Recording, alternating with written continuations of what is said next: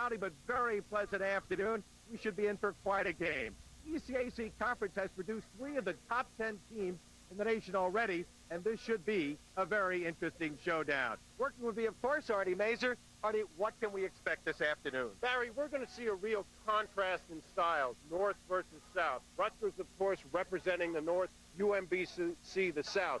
Rutgers in that Syracuse style, kind of run and gun. We're going to see a revolving door on the sidelines, players coming in and out. UMBC, very deliberate. Set offense, set defense, looking to feed from and to the crease. All right, Artie, let's take a look at the ECAC standings. Of course, Georgetown and UMass right up there. And then the one loss suffered by UMBC to those Hoyas. Well, UMBC, of course, very strong.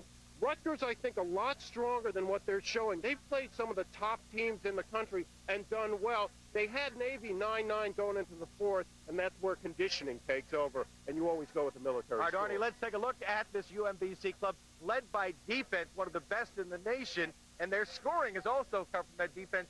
Pat Mustin, a defensive midi, with 7 goals already. Pat Mustin, a surprise, but you got to remember, Barry, he's a hockey player from Michigan, and the flight of the ball in lacrosse is very similar to the movement of the puck on the ice. So he sees the ball very well, is able to break free and shoot the ball in the net. On the other side, of course, Rutgers has one of the best players in the country. He's a scoring machine, Keith Cromwell.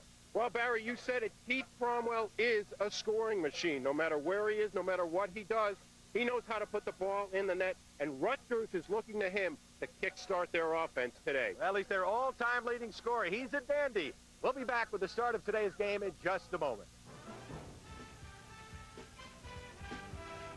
Landers Sports Productions broadcast of the College Lacrosse Game of the Week is brought to you by SKR Sports. If it's in the game, it's in the store.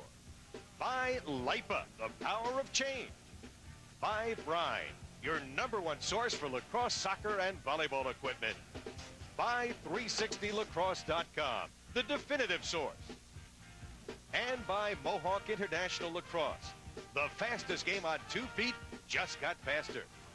By the National Lacrosse League, featuring the finest pro players indoor. By Manhattan East Suites Hotel, New York's distinctive collection of business suites hotel.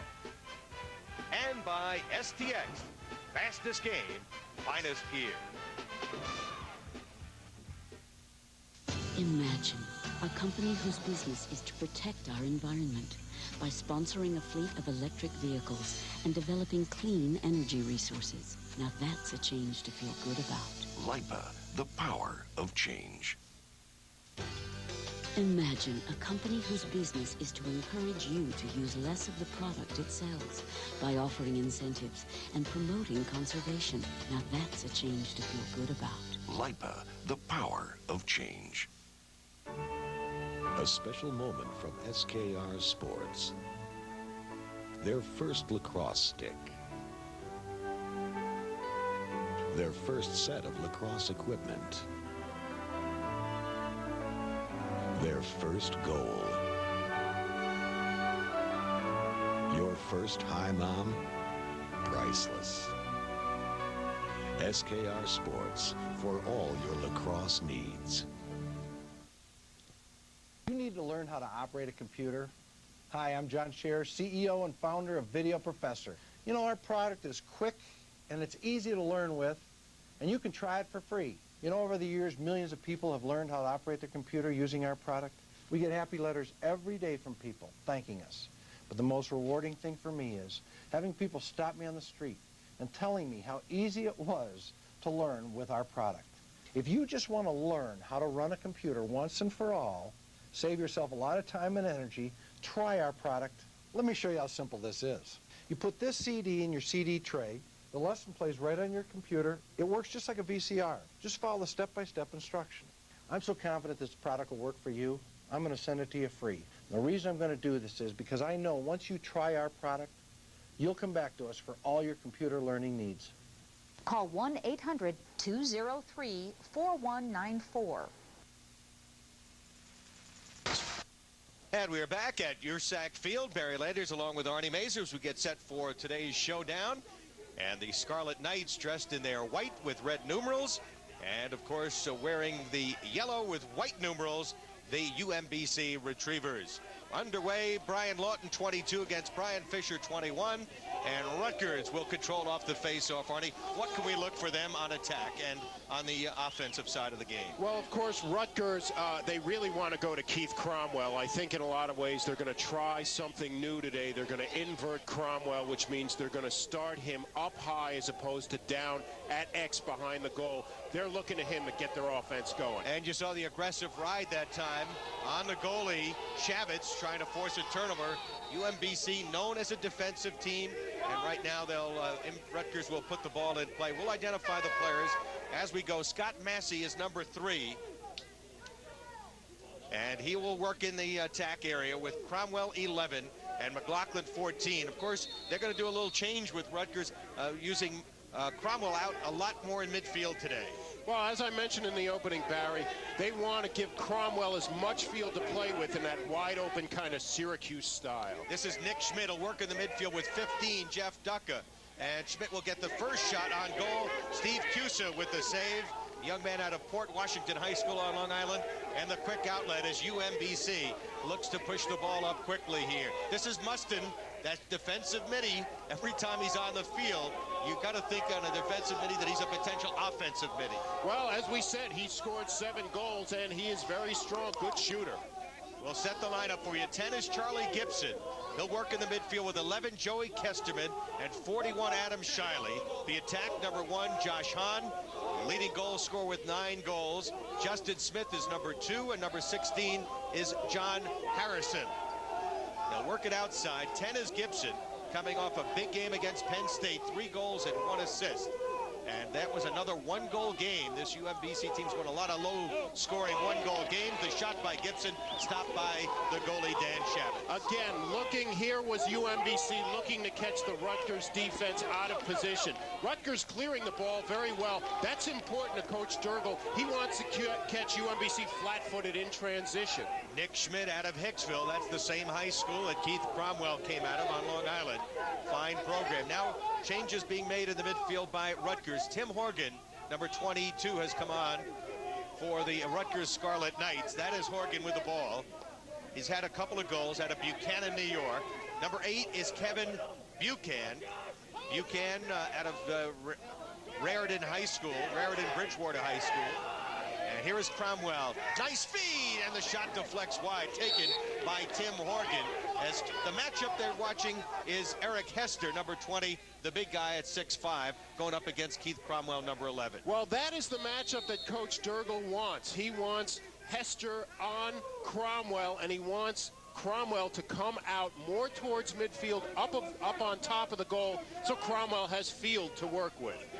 Rutgers working the ball in behind. Here is Cromwell, great coming around, and he scores! Keith Cromwell, who has scored in every single game he's played as a Scarlet Knight, gets his 15th goal of the year, and for him over the course of his brilliant career, goal number 140, one shy of being in second place in the all-time goal-scoring list. Here it is, Cromwell behind against Hester. He just gets a step on him and beats him and takes the shot as he's coming across the plane of the goal. By plane of the goal, I mean the line that's drawn out from the goal. As the moment he crosses that plane, he takes the shot and scores. 2:46 the time of the Cromwell goal, and right off the face-off, Brian Lawton wins it for UMBC. One of the things Rutgers wants to do is not fall behind. They fell behind Princeton 6-0, and all intents and purposes in the first quarter that they were shot. You can't fall behind good clubs, especially clubs who play as well defensively like UMBC and Princeton, and expect to come back from those kind of deficits. We saw them against Delaware, and we saw them jump all over Delaware. That is what they're looking to do here today. All right, UMBC with the ball. They're a very patient team. They'll work the ball outside. 24 is Berry. We talked about the youth of this team. This is an entire freshman midfield out there. In fact, Arnie, 25 of their 35 players on the squad are freshmen or sophomores, and there's one of those freshmen, Berry. His shot deflected back toward midfield. Well, Barry, we mentioned a contrast of styles. A lot of these kids on UMBC are from the Baltimore area. Our officials, Ed Schreiber, Tim Cullen, and John Gorman. We had a push from behind. Now today's starting lineup is brought to you by Mohawk International Lacrosse. You want to win face-offs, rip corners, make crisp passes, suck up loose balls, then call Mohawk International Lacrosse and get them on the web at www.mohawkinternationallacrosse.com. And we'll do those lineups for you in a moment. As UMBC trailing 1-0. Berry works it outside, and the shot by Dan Stensberry handled by Shavitz rather easily. Well, UMBC, and when I saw them in their warm-ups before the game, they were looking to bounce the ball on this field. This field is in good shape, and Shavitz could read that ball very well on the bounce. Oh, Cromwell over the behind-the-back shot. He's got the whole repertoire, Keith Cromwell, and he went behind the back. Nice clear that time by Rutgers, and that was Mike Bollinger who brought it down on the clear. Cromwell with off-ball movement. By off-ball, I mean moving without the ball, gets open and shoots the ball behind his head. Nick Schmidt working in the midfield, number 9. Gets doubled up right now, gets pushed down, flag coming up on UMBC, and Rutgers will go extra man in just a moment as the penalty called on UMBC, and it looks to be John Smith, number 25, one of the 2 Smith brothers who play on defense for this UMBC team. There's the call by Ed Schreiber. 5 minutes early into this first quarter. And the time of the penalty will actually be 4:46. And it'll be a Rutgers man up. Man up, they're 9 for 27, 33% on the year. And Rutgers working the ball. UMBC's done an excellent job killing penalties. Just 5 goals given up this year in 22 chances. UMBC in sort of a rolling zone. They're moving very well to the ball and challenging it in their man-down defense. Duca, 15, working in the midfield right now with 42, Ruff, and 24 out there is Springer. And the shot blocked that time, taken by Jeff Duca. Teams are all even right now. 30-second penalty expires. And right now, Rutgers with a 1-0 lead and possession, looking to get something going here. On the field out for Rutgers is Seth Benjamin, number 17, a senior attackman from Skaneateles, upstate New York. Cromwell, nice feed. Good ball movement, and they score! Scott Massey off the beautiful feed from Dave Ruff, set up by Keith Cromwell from the outside. Cromwell has the full repertoire. You'll see him get challenged here. He looks down, finds Rao. Rao finds the open man and puts the ball in the net. Great ball movement. And Scott Massey, the young man from Garden City coming out of that terrific program on Long Island, his 4th goal of the year. And it is 2-0 Rutgers. UMBC Lawton wins his 2nd faceoff, but the loose ball picked up by Rutgers alertly. And Rutgers with the early lead, so showing no ill effects from the pummeling they had at the hands of Princeton. Scarlet Knight looking sharp here in the early going. Well, Bill Durgel inspires confidence in his team.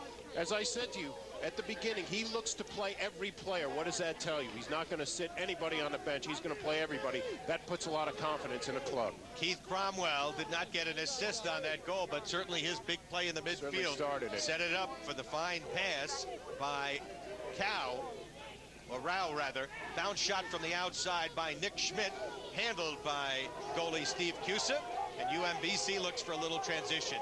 Here's the guy they go to, Pat Mustin, the big freshman, 6'2" out of Michigan, and he fires one hard. They head back up. It'll still be UMBC ball. Mustin's a big boy, and he moves pretty well. That was a nice shot. Hey, lacrosse fans, the NCAA Men's Lacrosse Championships are coming to Rutgers May 26th through 28th. Those 3 days, you'll see great lacrosse, the Division I semifinals, the D3 championship game, and the Division I championship game, plus the fan festivals and the Yes Clinic. All of the excitement of the NCAA Championship. Don't miss the best weekend of all lacrosse in the country.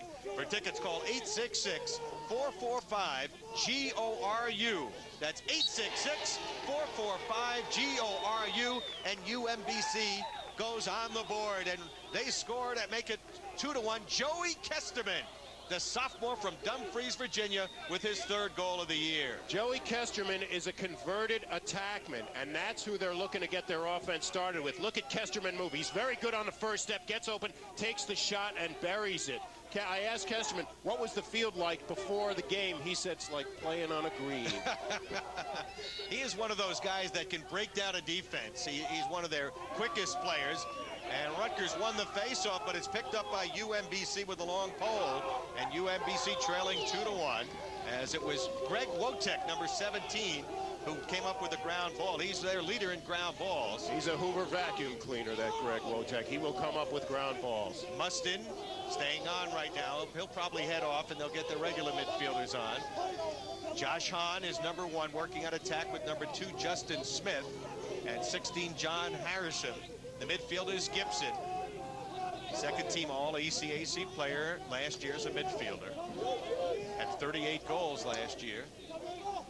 41 is Adam Shiley. He got it checked out of his stick. And UMBC recovers. Cross they'll go. This is Gibson. He scores.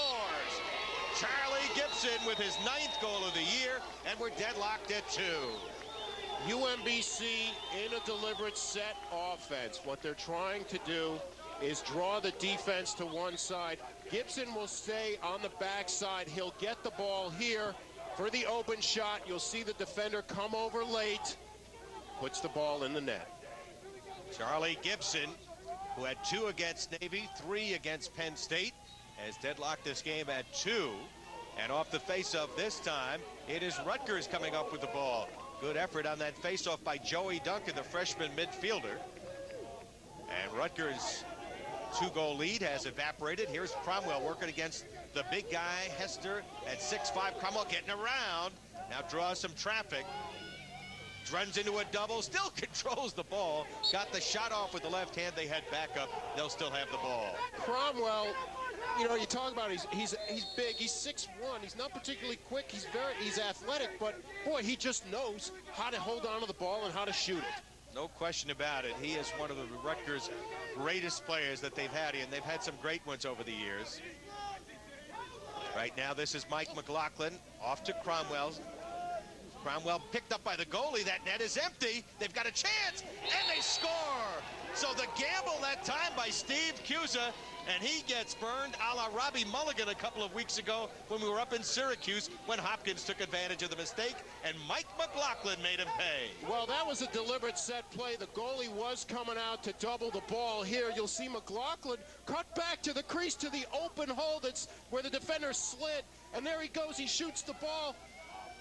Cromwell found the open man with McLaughlin. So this was supposed to be a low-scoring game, and UMBC, only giving up 7 goals a game, has yielded 3 here in the first 9 minutes of play, Arnie. Really something. You gotta give Cromwell credit for finding the open man after the defender left his position to challenge him. That's basic lacrosse. It was a give and go. I give the ball to you. I go to the open space. You get it back to me, and I shoot it. The kind of lacrosse Arnie Mazer loves. Oh, you got it. Draw and dump all the time. So Rutgers right now with the lead again. This is Springer, Kenny Springer, familiar name to lacrosse fans. Springer. Mike Springer's brother. Mike Springer, the attackman at Syracuse. Who's got a cannon of his shot. Kenny's a sophomore, had 12 goals last year, 3 this year. Not quite as hard a shot, but I saw him burn one last week. Here's Cromwell trying to fight off Hester. Up top they go. Good save on that Springer shot. Again, Cromwell finding the open man. Boy, I got to tell you something. He's got a lot of strength. That's got to be the key to his success. He's a very strong kid playing against a very big kid in Hester. Hester's 6'5". Hester at 195, a junior from Sparks, Maryland. Did a great job last week. Played Woods, the Penn State star, and held him to just a couple of assists. Penn State, of course, playing UMass today in a big ECAC contest. Mike McLaughlin working against the big defender back there. That's Dave Smith, broken up in front. And Rutgers will regain possession as Kenny Springer picks it up with the Scarlet Knights leading 3-2, 4:44 to go in this opening quarter. Interesting, Barry. The Scarlet Knights, we were looking for them to run and gun. They're playing ball control now. They're sort of taking UMBC out of their game. That's a good point, Artie. This is Tim Horgan trying to feed on the crease. Loose ball. and McLaughlin almost stepped into the crease as Cusa now will play it, and UMBC will look for a little transition. Look for UMBC to try to settle into their game. They want to find that, score a quick goal here, and see if they can get back on track. Mustin, using his strength, gets the shot off, and having a little trouble controlling the ball was Dan Shavitz. Again, coming up with the bounce shot. UMBC checking out that turf before the game. They feel, obviously, they must have gotten a note that Shavitz was weak on bounce shots. That's the way they're shooting. Yeah, Princeton exploited him last week, earlier in the week here. UMBC looking to tie it. The shot from outside handled. That was a relatively easy shot. Kesterman with the last shot. And now Rutgers with the ball with 3:44 to go. As they look to clear, Brad Kerwin got it upfield. And the Scarlet Knights with possession. They'll work it behind McLaughlin. We'll get a timeout taken by Bill Durgel. Timeout on the field with 3:32 to go. And Bill Durgel, one of the fine young coaches. 34 years of age. We'll talk more about him when we return. You're watching exciting NCAA lacrosse. Today's game is brought to you by Manhattan East Suite Hotels, New York's distinctive collection of business suite hotels. Call us at 1-800-MESUITE or take a virtual tour at MESUITE.com. When it comes to the most intense sport played on 2 feet, don't be left out in the cold. InsideLacrosse.com, Face Off Yearbook, USLaxCamps.com, and Inside Lacrosse Magazine, where coaches, players, and fans turn when knowledge is the name of the game. Where did they get the game of lacrosse? Grandson, the game of lacrosse came from the Thunder people.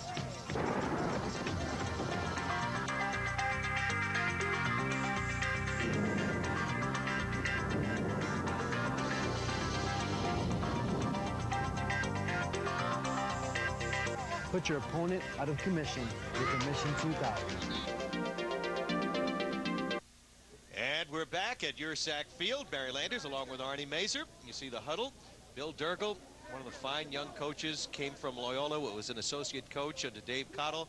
While he was down at Loyola, Arnie, as we take a look on our bottom screen, the big hit Mustin, so big and strong. Oh, boy. It's got people bouncing off of it. But look at that shot, how they must have gotten that note. As I said, they're trying to bounce it. You know, talking about Coach Durgel, and there you see, of course, UMBC Don Zimmerman. He's one of the great coaches of all time, 3-time champion with Johns Hopkins over here, but there's a champion in his own right. But Bill Durgel, Jeff Tambroni, the fine young coach at Cornell, were coaches, assistant coaches at Loyola, and at the same time at Hopkins was Dave Petramala. And they got to play against each other, a little pickup basketball game. And you see Cromwell's numbers right there. And that's how all three of them know, three of the best young coaches around. Petramala, of course, now at Hopkins. Tambroni doing a fine job at Cornell. And Bill Durgel getting his shot here at Tambroni Rutgers. was Petro's assistant last year before he took over the head coaching job.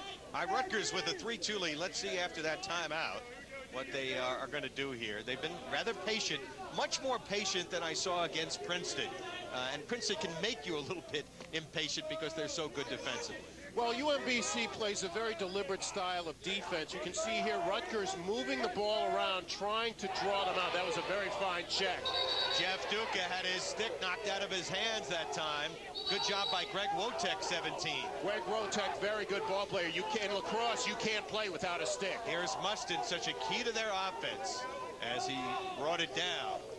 And UMBC will reset here. We'll reset them for you. Number 41 is Adam Shiley, working with Joey Kesterman and Charlie Gibson in the midfield. Kesterman is the guy they want to go to. They feel he's very strong. As I said, a converted attackman, moved him up to midfield. Very quick first step. Likes to beat you on the first step and then take the shot. Shiley, who's had 5 goals, swings it up top. Gibson.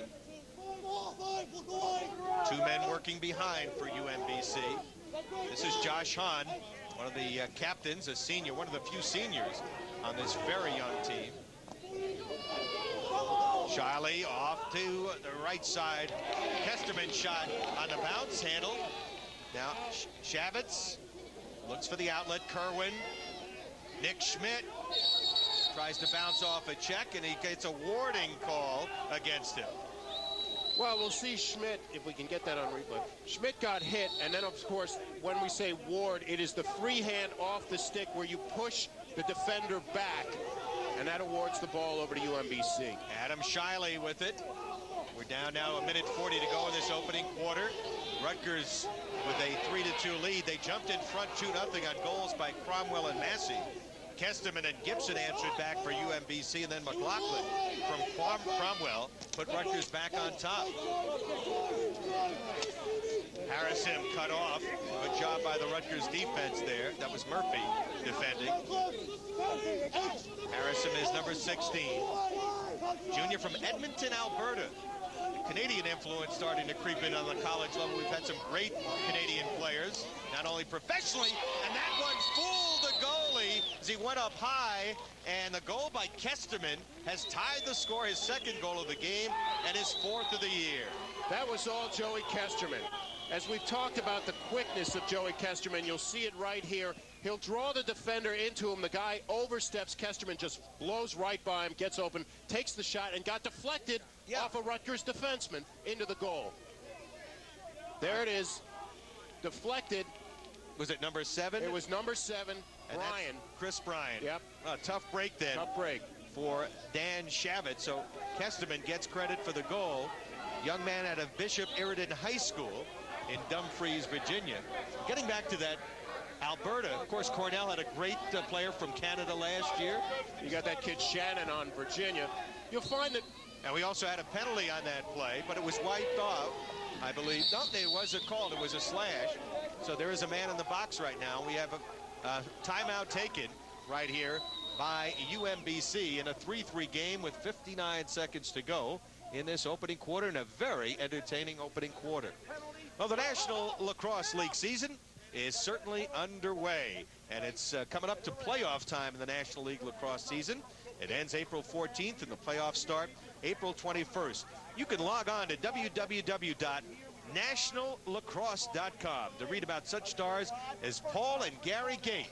Also click on the NLL Pro Shop for authentic team jerseys and league and team logo apparel. Speaking about Canadian players, how about John Tavares, who leads the National League, a man of American Indian and Canadian ancestry, Mohawk Yes. Indian. UMBC will start man up here. You know, we talk about Canadian players, A.J. Shannon with Virginia. They're very, very good in close stick handling, and you can look for them to exploit all 4 points of the goal when they shoot. Of course, John Grant, another great player from Canada, out of Delaware. So let's see what they do extra man here. UMBC, we'll give you their numbers in a moment. 25% extra man, 8 for 32 on the year. And Rutgers has killed very effectively, 26 of 30. That's fantastic, 87%. Gibson on the wing, and that shot deflected as they worked it nicely around. And the UMBC shooter, that time was Justin Smith. There's the man in the box right there, and that is defenseman Brad Kerwin. Up top, Gibson. And the low hard shot that time easily handled, as UMBC shooter was John Harrison. I can guarantee you that is not the shot that UMBC wanted to take on that man up. That is not the shot. They want to get in close, catch the defense out of position. Rutgers effectively killing the penalty. Still time left. We're down to the final 5 seconds of the first quarter. Scramble, loose ball, and they're going to call a crease violation.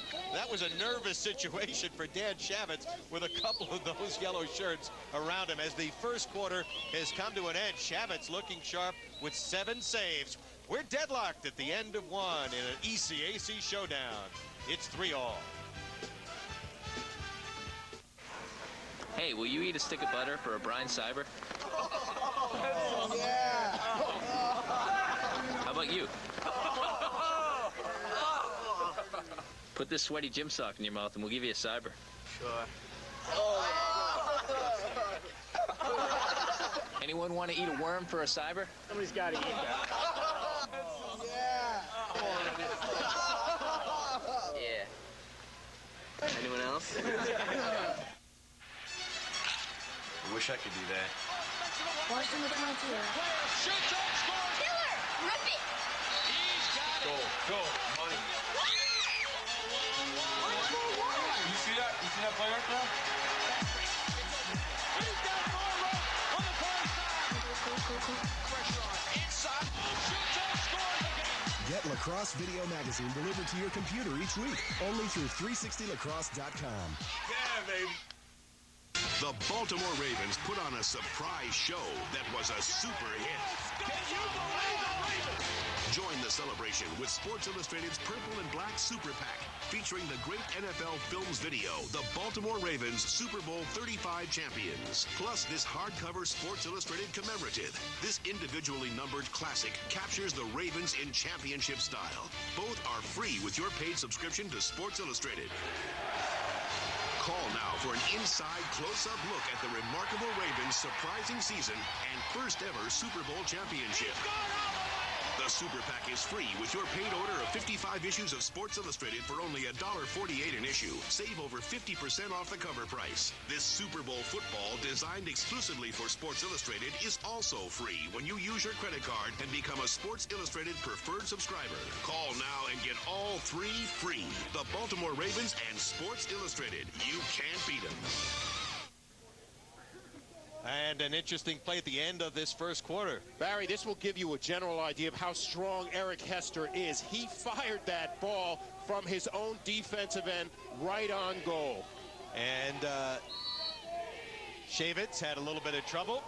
And we're underway second quarter. Rutgers in a 3-3 tie with UMBC. UMBC coming in 4-1. And right now UMBC with the ball as they'll work it behind.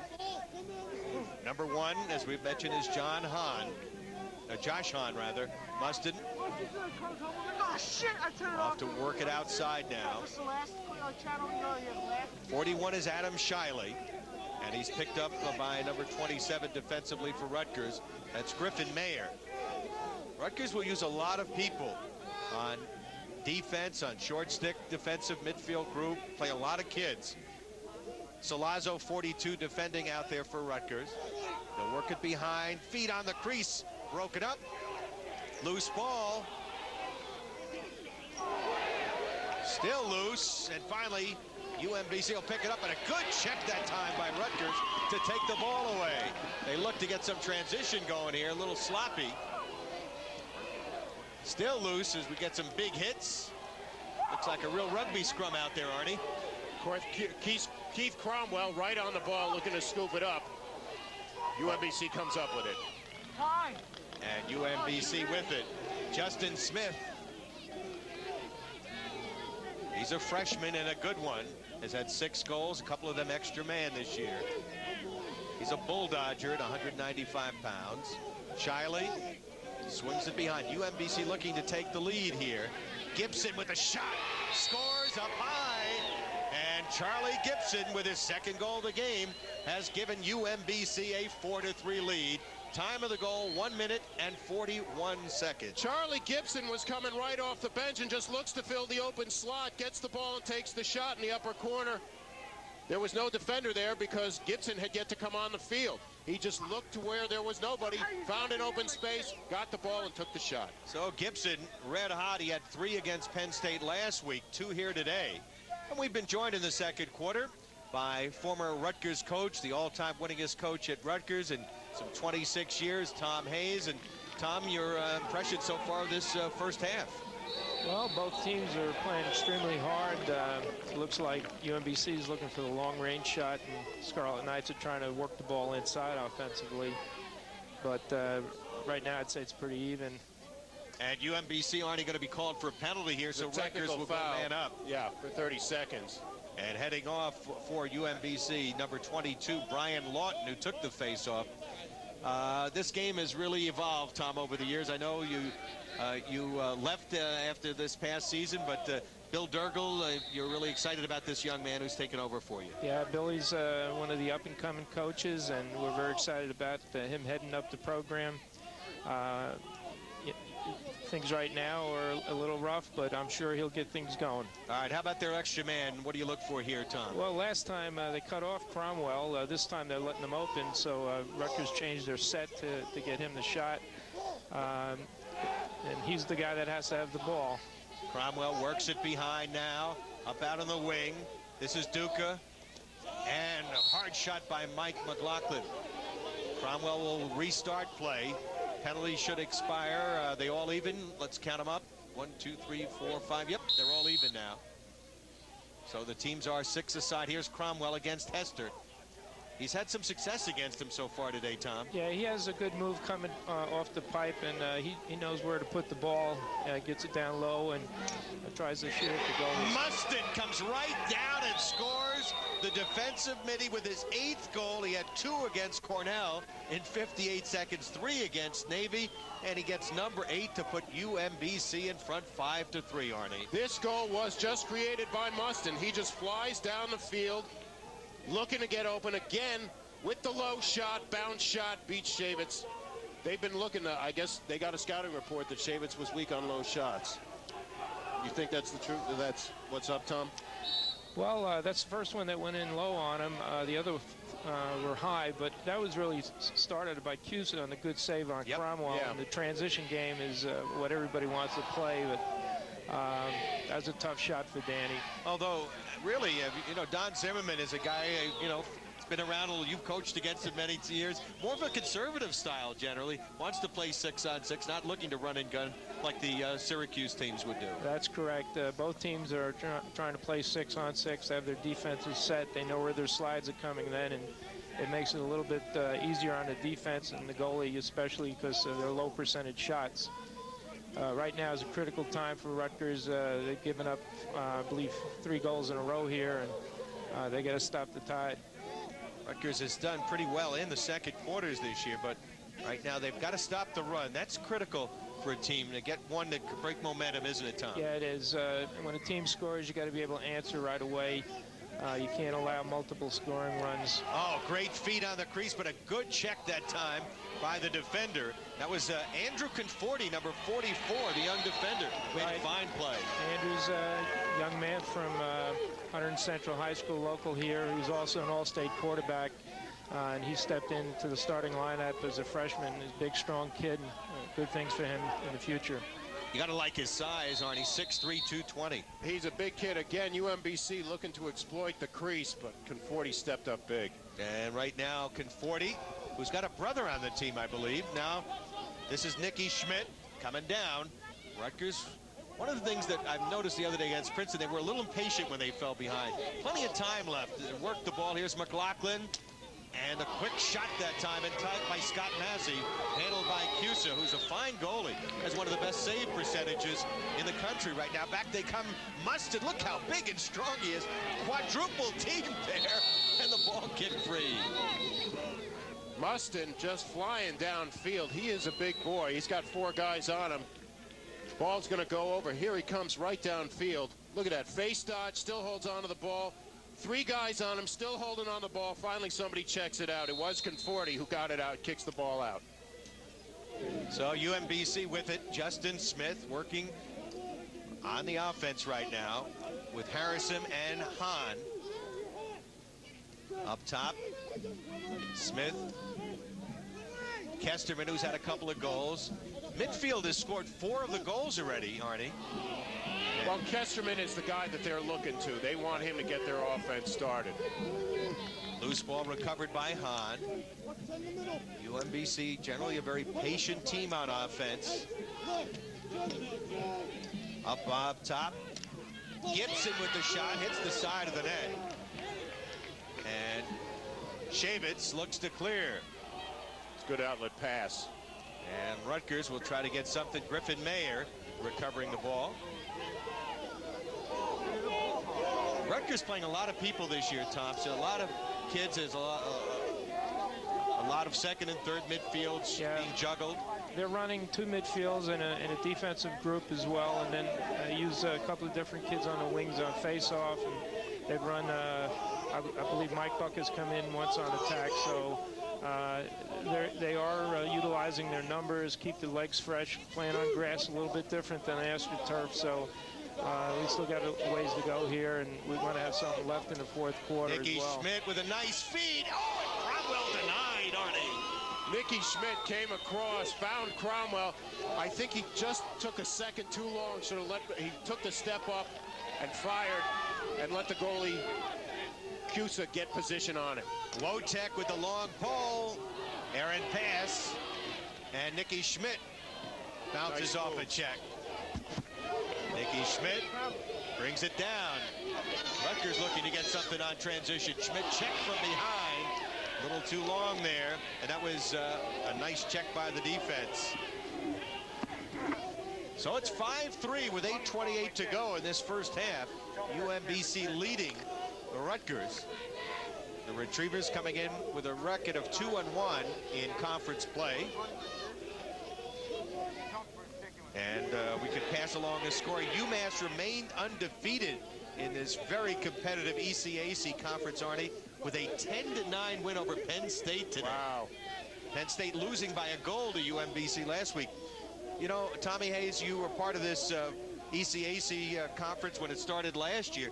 You have 3 teams in the top 10, and this is a very, very competitive conference, maybe the best of the 5 conferences in college Division I lacrosse. Well, we worked long and hard to get that conference off the ground, and trying to get the people that would be interested in the schools that we have in it are all good lacrosse programs where there's a commitment, and it was a long time coming, but it's great to see, and of course the level of play is extremely high. I got to tell you, the Rutgers defense here is really stepping up big time. I mean, UMBC trying to move the ball on them. They're staying with their men. They're not allowing UMBC the easy shot, and they're trying. UMBC playing ball control, but Rutgers holding their own right there. And Rutgers looking to come up with the ball. Pushing and shoving going on there. Some aggressive play. And it is Cromwell picking up the loose ball. And timeout will be taken by Billy Durgle right here to settle things down with 7 minutes to go here in period number 2. In case you're just tuning in, we're here at Ursack Field. What a beautiful field this is. It is the Ursack Field Stadium for both soccer and lacrosse, named after an outstanding former player. We'll be back with more in just a moment. A special moment from SKR Sports. Their first lacrosse stick. Their first set of lacrosse equipment. Their first goal. Your first high mom? Priceless. SKR Sports, for all your lacrosse needs.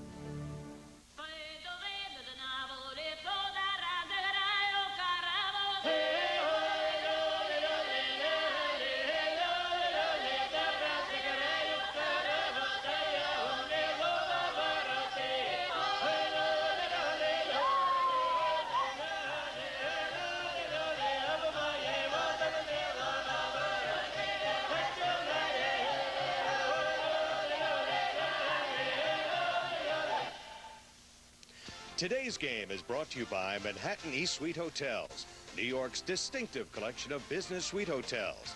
Call us at 1-800-MESUITE or take a virtual tour at MESUITE.com. When it comes to the most intense sport played on 2 feet, don't be left out in the cold. InsideLacrosse.com, Face Off Yearbook, USLaxCamps.com, and Inside Lacrosse Magazine, where coaches, players, and fans turn when knowledge is the name of the game. And we are back at Ursack Field. Billy Durgle's ball club trailing 5-3.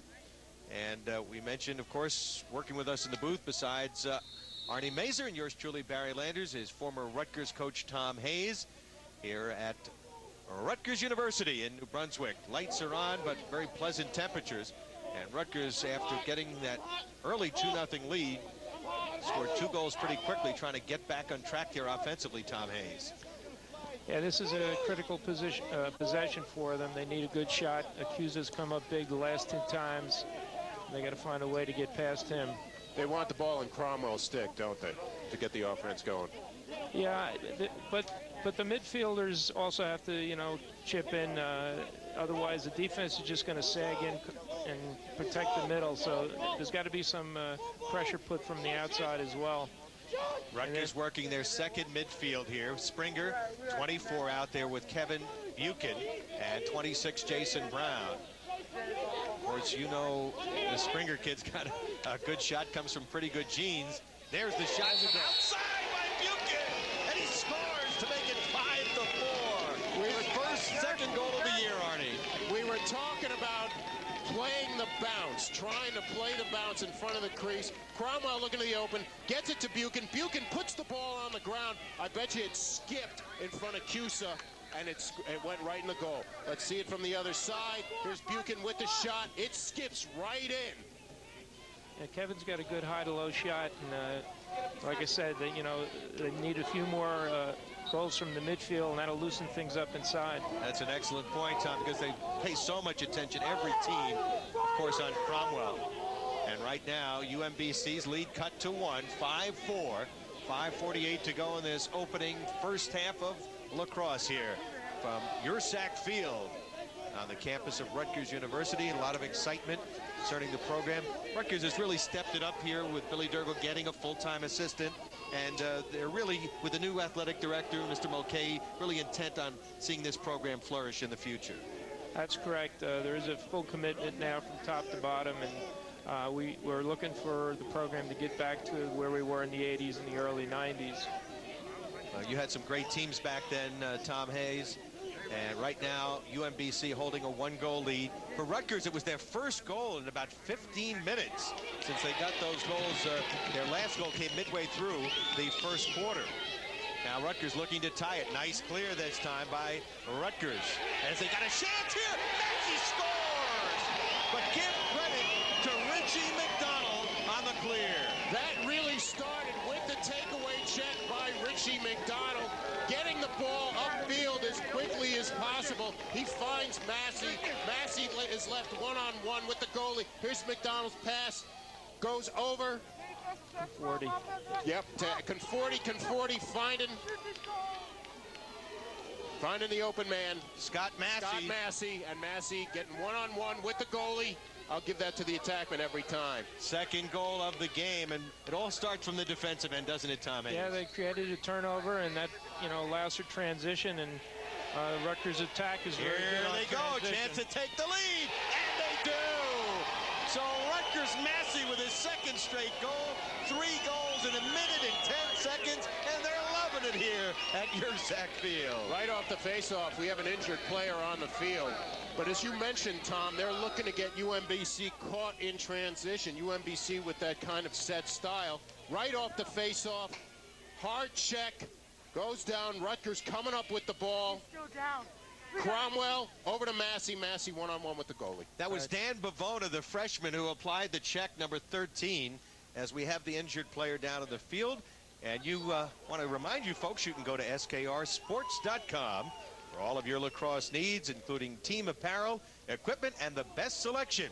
SKR Sports, if it's in the game, it's in the store. And thanks to SKR Sports and all our sponsors around the country for producing this NCAA Lacrosse Game of the Week. Tom, we're being seen in some 20 million homes, and I know you as a lacrosse coach, we want to get this sport out of the closet, and we're trying to do it with a telecast like this. Well, this is great for the sport of lacrosse, and to have people around the country see this sport. It's such a great spring sport. It just brings everything to the game, the excitement, the open field. You can see goals can be scored very quickly.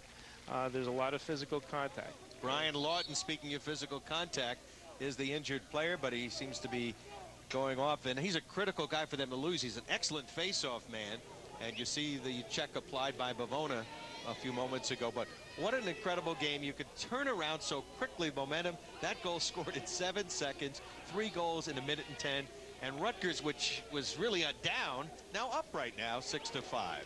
Lawton looks as if he fell on his hand, which is a face-off man. It's going to be tough for him to control the ball. Let's see how they do on the face-off, Arnie. Pick up the number on the face-off here, and it looks like it's number 16. Malik Lopez. Malik Lopez is facing off, yes. Right. He faced off against us last year and came in and did a great job, so he's a good kid as well. Scott Massey, who's had 3 goals in this first half, picks it up. Of course, Massey coming out of that fine Garden City program. Here's McLaughlin coming around.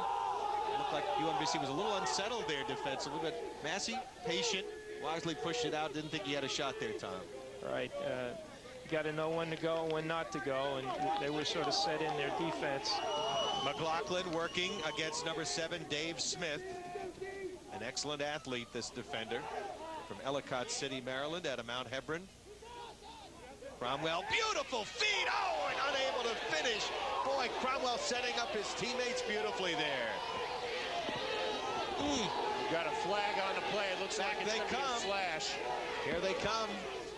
And Mustin trying to make a pass. They're going to rule it a pass or a shot, as he was trying to go to a team. Doesn't matter anyway, because they're going to get the ball on a penalty, or they were going to get possession anyway. Let's see what Ed Schreiber has called down there, gentlemen. Here we go. You see Cromwell finding the open man. Great save by Cusa. No, actually it went off the pipe. Cusa coming up with the ball. He decides he's going to take it out himself. Comes to midfield. I believe we're going to see a slash. And that's where the penalty happened. And again, the beauty of this game, the turn of events. Right. Looked like they scored a goal, then there's a penalty on the other end, and now they have the extra man here. So here we go with UMBC trailing 6-5 in a dandy of a game. Very entertaining lacrosse. Of course, last year UMBC embarrassed your club, Tom. I guess it was 11-3 was the final down there. Yeah, we had a very close first quarter, but then they pulled away from us and was down there on their home field, and they get going. But Keith Cromwell didn't play in that game, if I recall. That's correct. He was sick that day. They're 0 for 1 with the extra man right here. Yeah, this is a 1-minute penalty against Rutgers. So a big possession for UMBC and a big kill coming up here for the Scarlet Knight. Just cut that for me. So they'll work it around. Working 3 up top. 1 at the X, and that's Justin Smith behind the goal. Swing it on the wing. Gibson, of course, has a big cannon. Nice feed. Oh, Josh Hahn on the receiving end. And we're tied with the extra man goal. It's 6-6.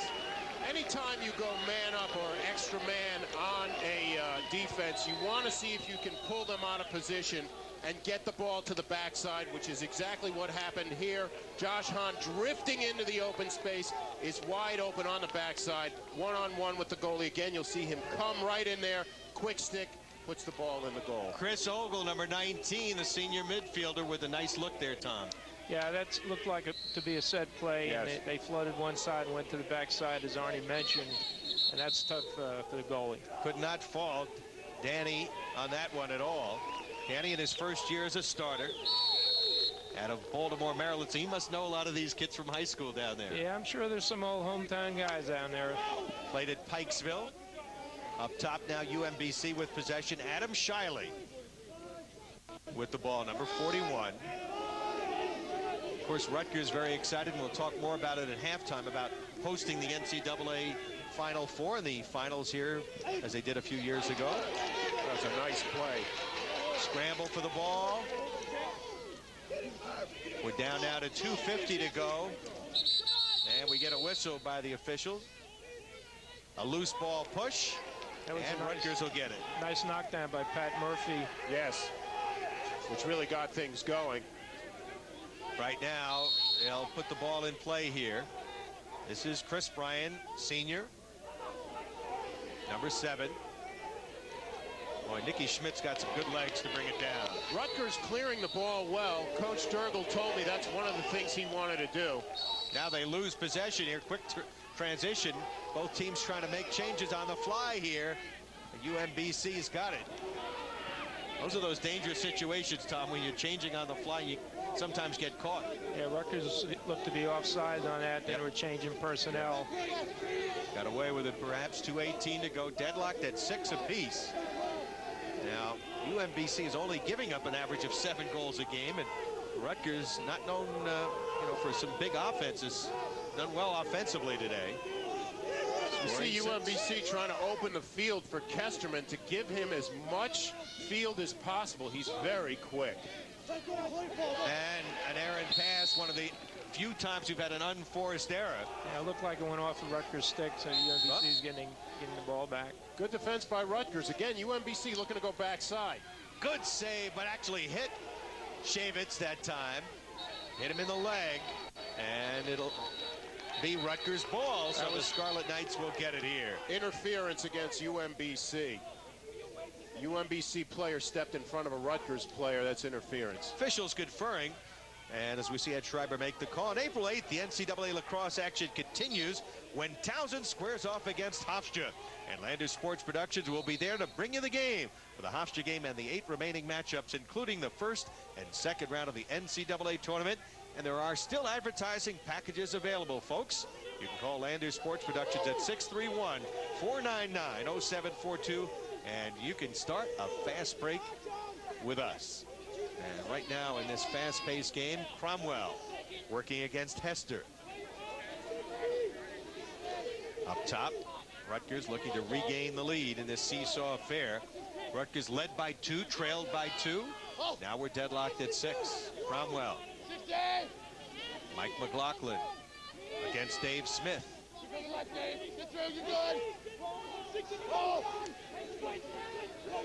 Under a minute to go. Rutgers being patient here. They're looking to run a set play. They've got something set up. Here's Kenny Springer. Through the double, dumped it off. Swing it to the far side. Nicky Schmidt working in the midfield with Jeff Duca. They're in a little motion offense here, and they want to get a good shot. Kenny Springer, 30 seconds to go. And the bounce shot by Duca. They had backup McLaughlin, so it'll still be Rutgers' ball. They've got Cromwell almost going ball opposite behind. So obviously they're trying to move Keith Cromwell into the open space to give him the good shot. Right, the way the defense is doubling the ball, that's going to leave the backside open, and then slide Keith in there. Here's Cromwell with 7. Great feed. Oh! Unable to finish. Scott Massey, Tom Hayes. Boy, that's a set play on an inbounds. They set Scott up. He got the shot he wanted. Kusa came up with a big save. Most goalies have made some fine saves as time will run out on a very exciting first half of lacrosse. And Arnie, as expected, we've got a close one. It sure is. I have to tell you, Bill Durgel was really, really psyched for this game. He has these kids prepared. I must say one thing. This Rutgers team is in great shape. They really are running with UMBC. All right, we'll be back to chat with Tom Hayes, learn more about the NCAA tournament games coming up.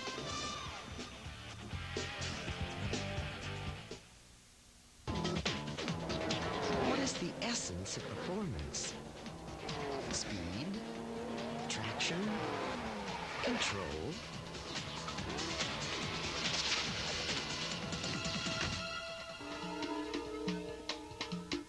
Or is it exceeding your own expectations? High performance, passenger, and truck tires. World-class quality and value. Kumo, way to go. Price buy, only at Templeton Dodge Olds in Tysons. Wow! Caravan buyers, you won't believe the money you'll save by buying now at Templeton. Choose the caravan you want at one low price, then choose your savings up to $3,000 cash back or $1,000 cash back plus 0.9% financing. No haggle, one price buying, and a huge selection of caravans at great savings like this. It adds up to the best deal around. One price buying, no one else has it. Templeton Dodge Olds in Tysons. Introducing ShopItVirginia.com, where you can shop local stores online. Shop, shop, shop it!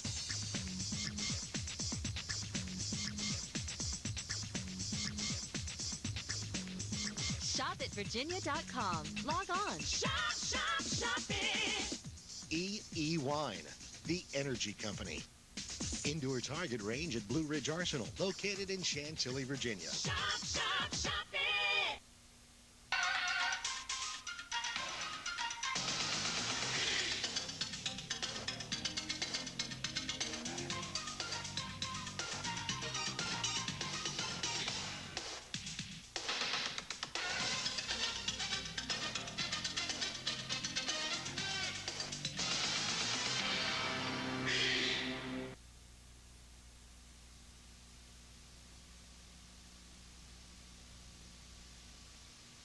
And welcome back to Yersack Field on the campus of Rutgers University. We've got a dandy, an ECAC showdown.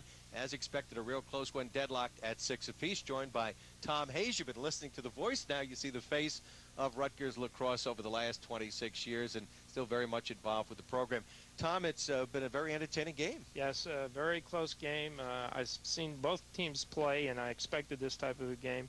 Of course, playing at home on grass is a little better for Rutgers than the AstroTurf, and hopefully that will turn out to be the difference at the end. Tom, we mentioned the NCAA playoffs, of course, coming up in May. Rutgers, again, will be hosting at the big football stadium. A lot of excitement about that here. Yeah, I believe this is about our 7th or 8th time, Barry, that we've hosted this event. It's a great location, centrally located, and, you know, we enjoy it, and the people here are really tuned into the NCAAs. You know, Tom, it's been a remarkable year so far. Week 4, we've only got about 3 undefeated teams left. The top teams keep exchanging #1 positions. This week it's Maryland. It's been Syracuse, Princeton.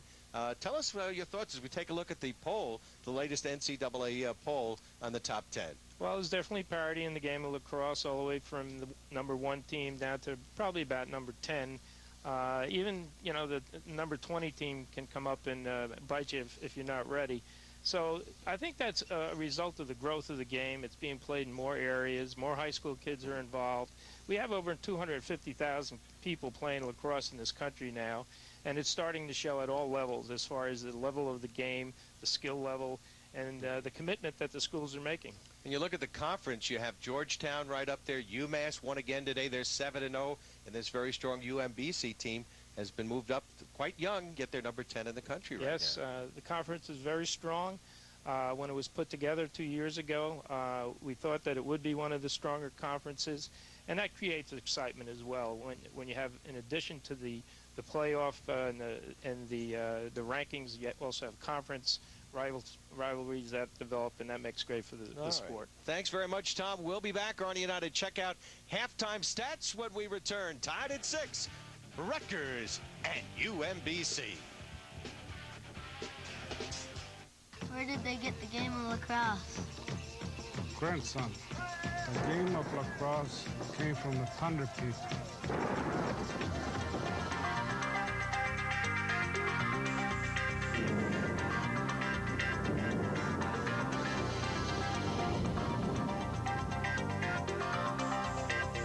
Put your opponent out of commission with a Mission 2000.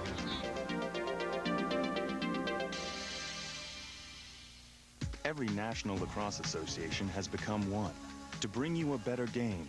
Lacrosse, there's no I in the word team, just us. Call U.S. Lacrosse today at 410-235-6882 or visit our website at www.lacrosse.org to join and get Lacrosse Magazine plus many other member benefits for the player, coach, official, and fan.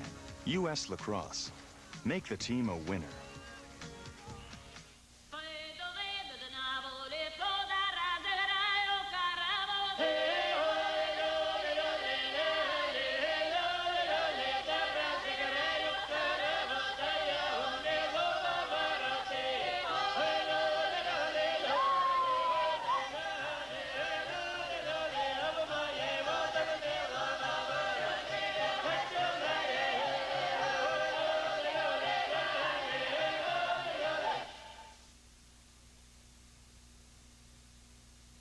And we're back here at Ursack Field on the campus of Rutgers University, all tied at 6. It's been a very interesting game so far. Kesterman and Gibson 2 each for UMBC, and Rutgers led by Massey with 3. We'll be back with the start of the second half right after these messages. Click on henrygay.com and you'll always find your best deal on Suzuki. Or visit Henry Gay Automotive on Route 1 in Laurel. Drive home a 2000 Suzuki V6 Grand Vitara for only $299 a month. Or the 2000 Suzuki Esteem Sedan for up to $2,400 below dealer invoice. You heard correct. That's $2,400 below dealer invoice. And credit is never a problem. Click on henrygay.com or stop by Henry Gay Suzuki on Route 1 at Country Road in Laurel. Introducing ShopItVirginia.com, where you can shop local stores online. Shop, shop, shop it!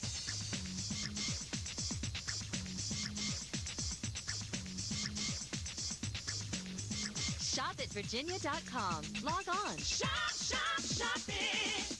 EE Wine, the energy company. Indoor Target range at Blue Ridge Arsenal, located in Chantilly, Virginia. Shop, shop, shop it! Weather can affect your busy day. So get your local forecast whenever you need it. Introducing WeatherScan Local by the Weather Channel. All day, every day, you'll get up-to-the-minute local weather, including radar. It's a new, convenient way to prepare for your day. And it's only on cable. WeatherScan Local by the Weather Channel. Now showing on Cox Cable Channel 108. This is HTS. Ready to play. Imagine a company whose business is to protect our environment by sponsoring a fleet of electric vehicles and developing clean energy resources. Now that's a change to feel good about. LIPA, the power of change.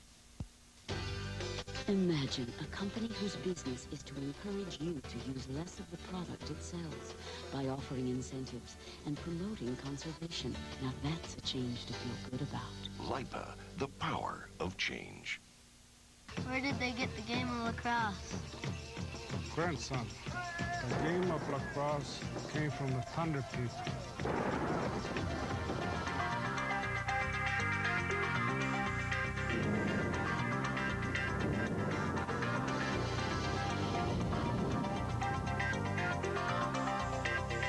Put your opponent out of commission with a Mission 2000.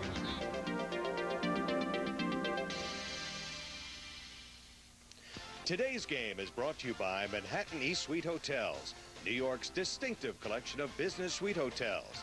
Call us at 1-800-MESUITE or take a virtual tour at MESUITE.com. When it comes to the most intense sport played on 2 feet, don't be left out in the cold. InsideLacrosse.com, Face-Off Yearbook, USLaxCamps.com, and Inside Lacrosse Magazine, where coaches, players, and fans turn when knowledge is the name of the game. A special moment from SKR Sports.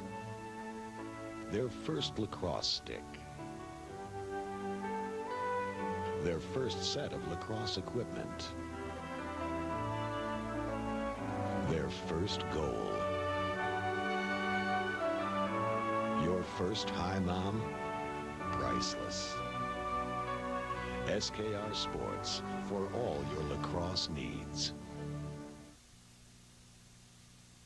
Due to time constraints, we now move ahead to further action in our game. UMBC starts the second half going man up.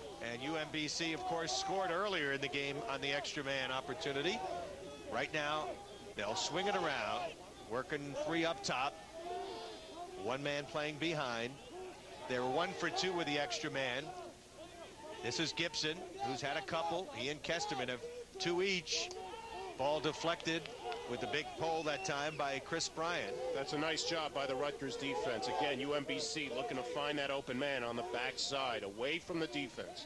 Gibson swings it on the far side, gets it back. Gibson. And the save made. Nice save. Very nice save. That was a point-blank shot on Shavitz. Shavitz did very well in that first half, his 11th save of the game. He's had about 18, 19 saves playing against the tough teams like Princeton and Notre Dame, even though this Rutgers team lost to those teams rather decisively. Triple team. Oh, what a move by Nicky Schmidt. He's got an open teammate. He'll take the shot himself then. Cuser came up with a big save, and again, they're still man down. That penalty has yet to expire.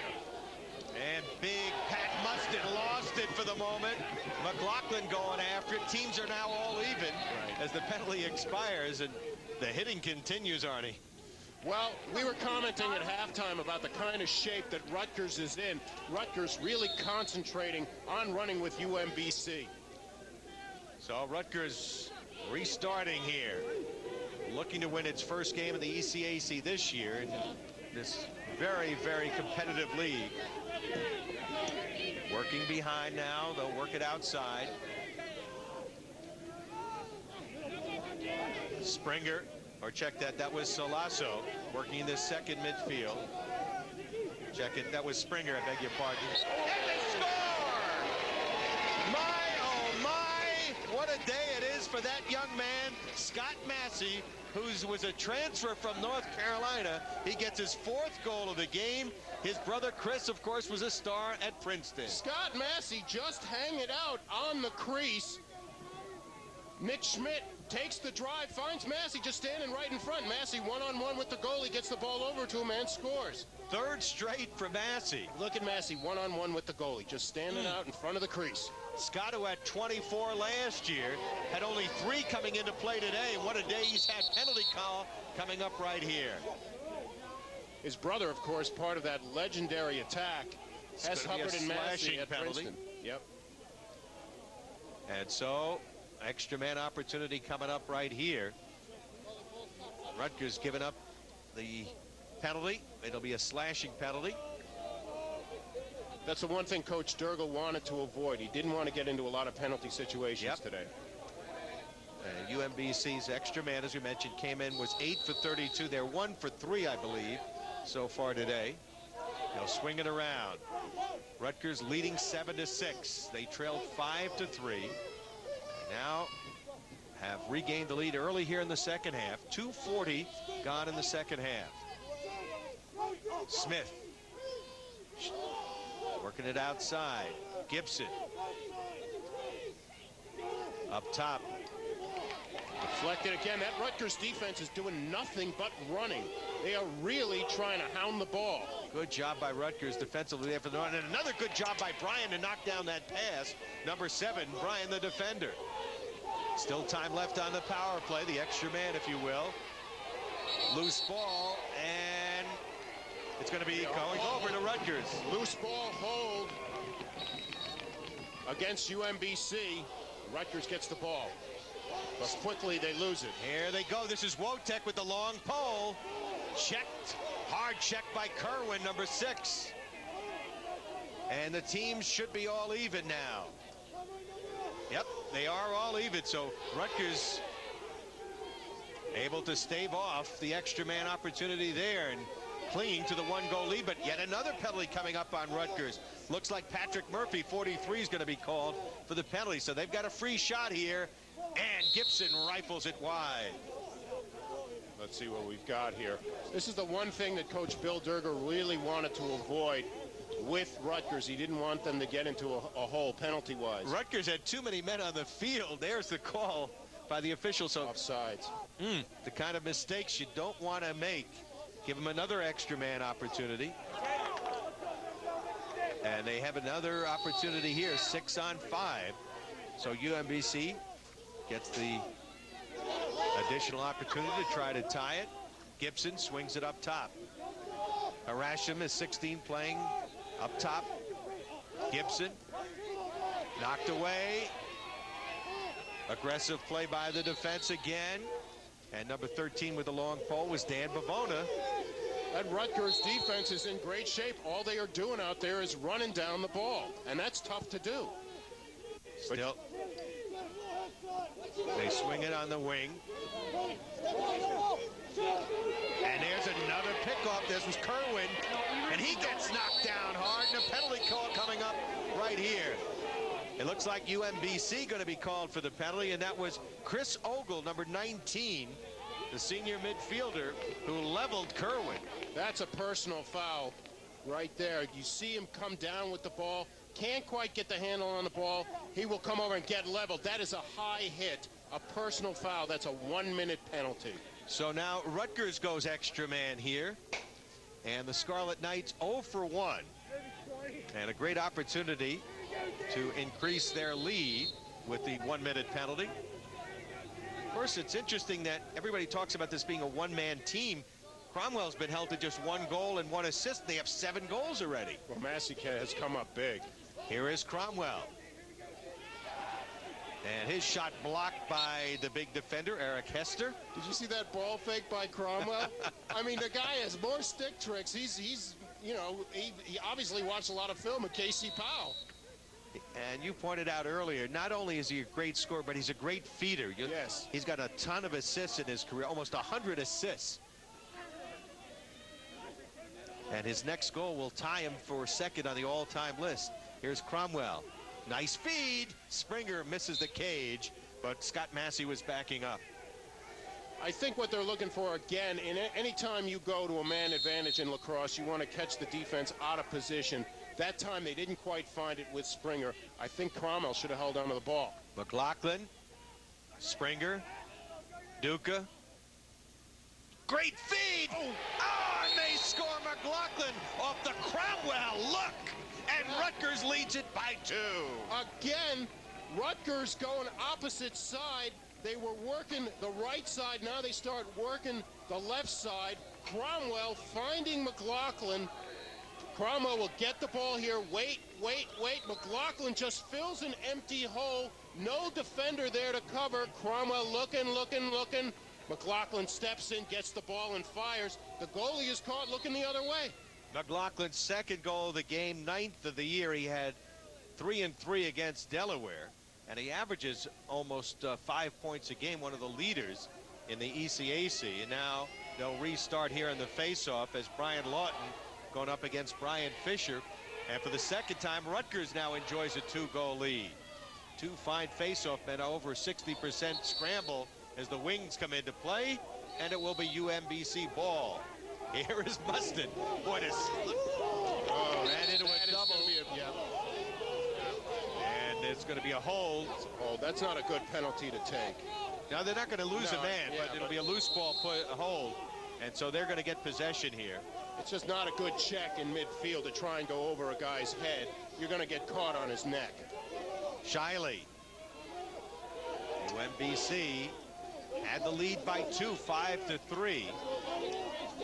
Rutgers has scored 5 of the last 6 goals. As Shiley will try to change that. Good save. Shavitz caught a little bit out there.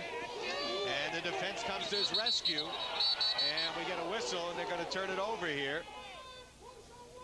Loose ball push on White, so UMBC is going to get the ball. As that ball was picked up by Troy Ergenbright, number 34 for Rutgers. Again, Rutgers hustling like crazy. Their defense is really stepping up big. Gibson makes it a 1-goal game with his 3rd of the game. It's now 8-7.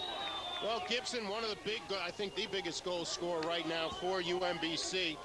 You will see he just takes that shot. That goal is created by Gibson himself. He gets the ball, he comes downfield, looks like he's going to fake, then pulls up, then just shoots. Finds an opening, creates an opening for himself, and fires the ball, stick opposite, lower. Off stick side, tough for a goalie to stop that one. Yep. And Charlie Gibson, 3 last week against Penn State, 3 more today. He's got 11 on the year. He had 38 last year. And Rutgers' 2-goal lead is down to 1. Remember, they led early in this game by a score of 2-0. Kerwin on the clear. Cromwell has been an assist man today. He's had a couple of assists to go along with a goal. Continues to add to his point total. So he's got 15 goals, 11 assists. We talk about the balance in his game. Really. Pass could not be handled on the far side. And as they scramble for it, that was Tim Horgan, 22, who had trouble for Rutgers. And McLaughlin stepped out of bounds. McLaughlin actually got bumped out of bounds, but in lacrosse you can do that. Turns the ball over to UMBC. Well, the National League Lacrosse League is underway, of course, and the season is winding down. Ending just in a couple of weeks. The playoffs start, the exciting playoffs, April 21st. You can log on to www.nationallacrosse.com to read about such stars as Paul and Gary Gate. Also click onto the NLL Pro Shop for authentic team jerseys and a league and team logo apparel. UMBC looking to tie it up. Shiley to Gibson. Their midfield has been the story today. Their attack has been held to just 1 goal. You hear the Rutgers sideline every time Gibson gets the ball. They're yelling, shooter, shooter, shooter. They expect him to take the shot, as this guy, Joey Kesterman, is also. Kesterman with 2. Gibson with 3. They've accounted for 5 of the 7. Give and go outside. Defending is Griffin Mayer. Short stick defensive midi for Rutgers out there, 27. This is Harrison. Kesterman. Harrison guarded by number 6, Kerwin. Gibson, he's got a short stick on him, Gibson. Let's see if he tries to do something. UMBC moving the ball very well. 7:24 to go here in this third quarter. UMBC with a 1-goal deficit. Justin Smith coming around. Good defense. Yeah, Josh Hahn forced behind by number 43, Patrick Murphy that time. Good job by Murphy. Ball goes out of bounds. Murphy not allowing Hahn to get that step on him and forced him behind. Murphy, whose dad, or actually played for a terrific coach, Chuck Appel, who was a great player here at Rutgers, still coaching that fine Bridgewater, New Jersey, Bridgewater Raritan team. Feed goes up top. In fact, his son Matt is on this Princeton team, this Rutgers team. And now play goes back the other way. Interference again, a loose ball interference going over to Rutgers. They'll be awarded. Rutgers just out hustling UMBC. Like I've been saying, they are in tremendous condition. Yeah, that's something. They may not be the most talented team, but they're in great shape here. And they've shown that. This is Mike McLaughlin. Mike McLaughlin working outside now. On the midfield is Jerry Salasso. Check that. This is McLaughlin. McLaughlin working on Dave Smith. Got inside and could not finish from the angle. Look at McLaughlin. They are continuing to out-hustle UMBC, although UMBC comes up with the ball that time. And boy, they're looking to get a transition going right here. Here they come again. Justin Smith working it outside. They got a third midfield in right now. Defensive middies stay out there. Keep an eye on Mustin every time he's out there, number 39. Such a big target to find out there. UMBC having a little trouble getting their people shuttling them on and off. Rutgers just running with them. Yep. Now they've got their offensive middies coming on now. So they're just patient. 5.5 to go as they complete the transition to an offensive midfield.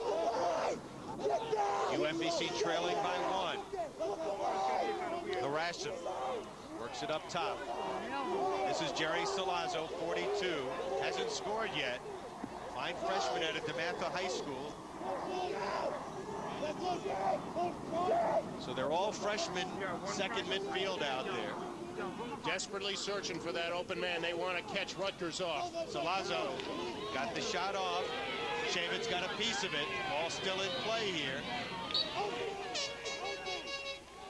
And Rutgers will get the ball. They say off of number 16, UMBC player Harashim. Can't believe it. That's not quite the way I saw it, but you got to go with what the referee called. And apparently we've got a timeout on the field. 4:53 to go. We've got a good one. It's Rutgers 8, UMB 7. Hey, will you eat a stick of butter for a brine cyber? Yeah. How about you? Put this sweaty gym sock in your mouth and we'll give you a cyber. Sure. Anyone want to eat a worm for a cyber? Somebody's got to eat that. Yeah. Anyone else?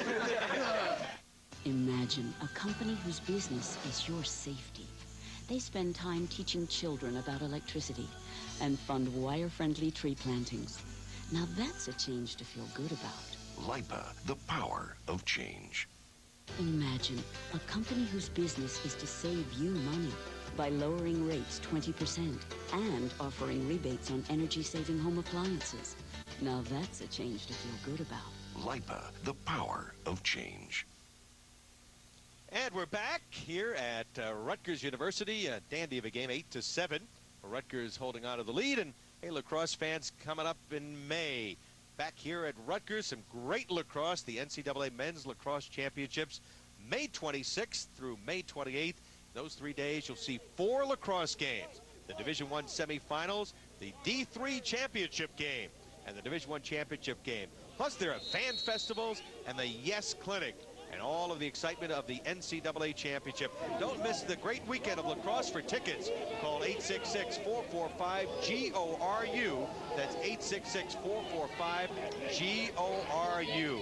And Arnie Mesa, with the incredible upsets we've had already in lacrosse, they continue today. We'll talk about that in a moment as Cromwell tries to get something going here. Cromwell going through two guys and still holding on to the ball. He lost it, but Rutgers comes up with it. Springer picked it up and got it to Nicky Schmidt. And Rutgers looks to reset here. Leading by 1. Those upsets we talked about. It's the kiss of death being number 1. Maryland moved into the number 1 spot, and all they did was lose to Virginia today, 7-2. And how about Hopkins looking good? They lost to Virginia in 4 overtimes last week. They pummeled North Carolina today, 12-4. And Towson, a team we'll see next week, stunned Loyola, 19-14 in a shootout. We'll have Towson and Hofstra next week as we got a flag coming up right here. And it'll be a man-up, extra man opportunity for UMBC. Again, a personal foul. That's a high hit. That's a 1-minute penalty against Rutgers.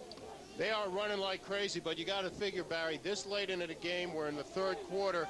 Here you'll see it. It's high, tied up from behind. Then that's a high hit right there. That's where the flag gets thrown. Chris Bryan. But this late into the game, how much can you test your man-down defense? Actually, Kevin Buchan is the man going off now. 1 for 5. And we mentioned Rutgers has done a terrific job killing penalties. They've only given up 5 goals and 35 chances. Up top they'll go. Shiley. Gibson. Back to Gibson. Nice save. Kusa, or rather Shavitz, coming up with a low save. He'll just cheap it. Cheap it.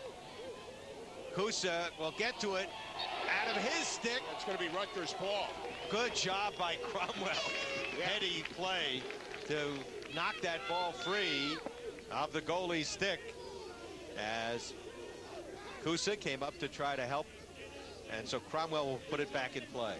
When we say a cheap clear, here Shavitz makes the save. He doesn't see anybody he can immediately get to, so he just throws the ball upfield. It's a cheap clear. Cromwell doubled now, pushed out of bounds. Good job by UMBC because they had the extra man. They could double and triple team him, and a good job that time by number 15. That was Malik Lopez. I always say the sideline is your friend in lacrosse. If you can catch a guy on a legal hit, meaning in front, you just push him out of bounds, you get the ball. You see the time remaining in this 3rd quarter, and UMBC trailing 8-7. So a lot of the top 10 teams falling by the wayside already today, and UMBC one of those teams. Great parity, as we mentioned, Arnie, this year in lacrosse. Georgetown and UMass now the only 2 undefeated teams, and they're from this conference. That could be that Georgetown is now going to move up to number 1. Teams are all even right now. UMBC with the ball. Shiley on the wing. Gibson. Nice save. Yeah, Shavitz had his stick right there. They tried going low on Shavitz. Now they're going high, and he's just coming up big. Good clear. Bryant's clear will be taken back, however, by UMBC as they continue to assert pressure, but unable to score here. Rutgers just hustling back into the hole, not letting UMBC find the open man. Oh, that time the quick shot taken by Hahn as he was able to gather the ball at one time and from a sharp angle. Now Rutgers looking to clear. This is Duncan, 23. Picked off by Hahn. Here they go. Rutgers hustling back, taking the ball away. Ball knocked away from Lopez. And Wotek gets it. We get a push. It's loose ball push against Rutgers UMBC. will get the ball, Arnie. Rutgers will get the ball. Well, these teams going at it, the intensity. Well, it's coming down. Both these teams are in the playoff hunt. Coach Durgel told me yesterday he has never been spent a lacrosse season without making the playoffs. He'd like to do it this year with this team. Of course, not only was he associate coach at Loyola, where they've had some great teams, had a great season last year, but at Syracuse, he was a captain on some of those great teams several years ago, back in the late 80s. Swing it behind. Rutgers leading by 1. 1:10 to go here in the third quarter. Cromwell, Hester will come up with it. And right now, UMBC looking to get going here. Mustin. He'll draw some attention. Working against Nicky Schmidt, number 9. Justin Smith. UMBC 35 is Scott Steele. He's a defensive midi. He's staying on right now in the offensive set. 24 is Berry. This is Stansberry, another one of the freshmen. 23 seconds to go in the quarter. The biggest lead either team has had has been 2 goals today, Arnie. Yes, it's been a very, very tight ball game. Interesting, UMBC made a transition here. Rutgers just sat back and let him make it. Obviously, they've got the defense on the field they want. They force him back. 4 seconds. Stansberry forced to take not a very good shot.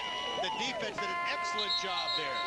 Very much so. As I said, Barry, UMBC making a transition. Rutgers, good job on defense. We've got a good one. We head to the fourth quarter. Rutgers holds a 1-goal lead. From now through Wednesday, you can buy furniture at Marlowe for half price. Living rooms at half price. Dining rooms at half price. Bedrooms at half price. Hundreds of items throughout each enormous showroom at half price. That makes this sale twice as good as anyone else's. Now through Wednesday at 10 p.m. Half-price furniture and 1-year free financing at Marlowe, Washington's furniture superstore. Why do I always show up on move-in day? Because now they're neighbors, not just clients. Because I want them to be as happy living here as I am. Because I want to make sure they called Cox and not someone else. For every customer, Cox Communications offers a commitment to the products you want, the services you need, and the respect you deserve.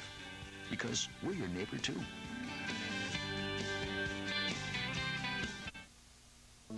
Every weeknight at 8, Wolf Blitzer reports. Join me reporting the top stories from the front lines. From wherever the news is happening, join Wolf Blitzer for a look at the day's big stories as he gets inside the story through candid dialogue with CNN correspondents on location. Wolf Blitzer reports.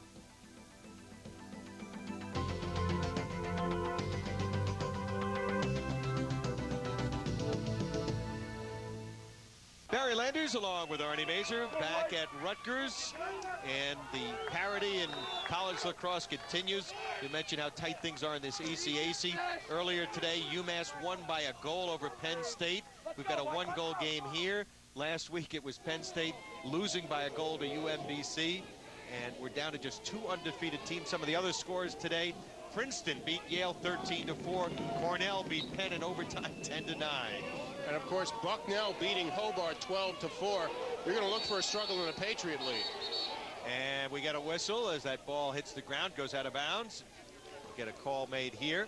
Again, it's a personal foul, a 1-minute penalty. Some needless penalties by both teams on disciplined penalties.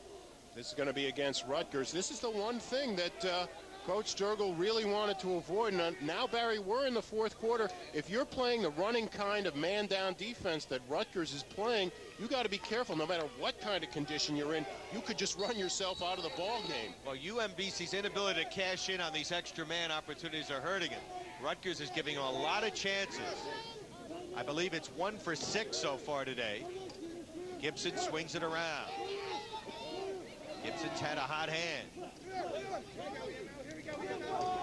3 today, 3 last week. 17 saves for the goalie Shavitz so far through 3 quarters. Working a 3-3. Up on the off wing, this is Shiley. Swings it to Harrison. Gibson.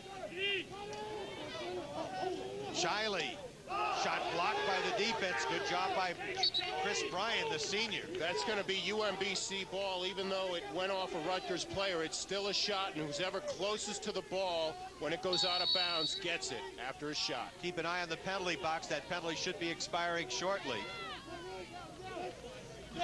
Shiley swings it on the wing. Up top, Harashim. Here's Gibson. Back it'll go. Here's Gibson. Teams are all even, Arnie. Yep. From the wing, Shiley trying to tie it. Save number 18. That's really something. Again, Barry, I'm impressed with this Rutgers defense. They put themselves in a hole and dug themselves out every time. So Rutgers now with the ball. Cromwell held to one goal, but he's played a significant role in this game. Well, up with some big plays, a couple of assists.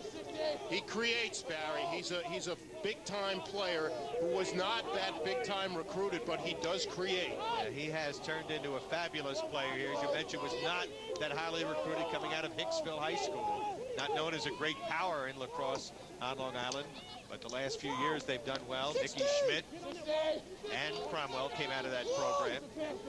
Here's McLaughlin coming around. He's had a good game.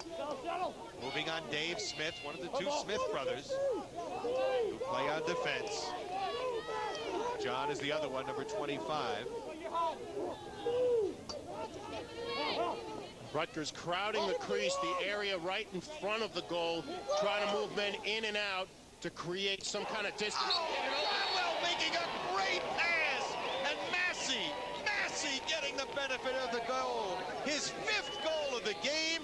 He had 5 against Navy, and he has 5 here today. As I said, Rutgers crowding the crease.